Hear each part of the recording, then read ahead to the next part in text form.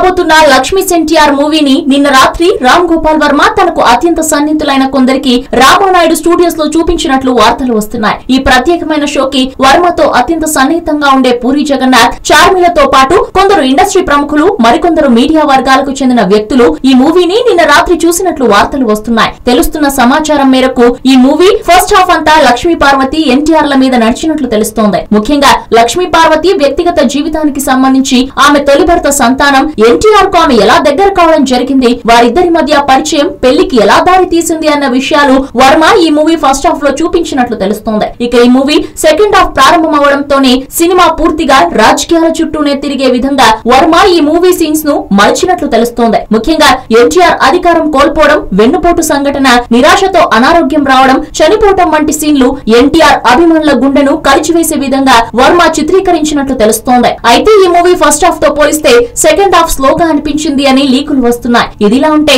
ఆంధ్రప్రదేశ్ లో ఈ సినిమాను ప్రదర్శించే థియేటర్లకు కొన్ని బెదిరింపు ఫోన్స్ అజ్ఞాత వ్యక్తుల నుంచి వస్తున్నట్లు సమాచారం. దీంతో రేపు ఈ సినిమాను తమ థియేటర్లలో ప్రదర్శిస్తే పరిస్థితి ఏమిటి అంటూ చాలా మంది థియేటర్స్ ఓనర్స్ కలవర పెడుతున్నట్టు టాక్.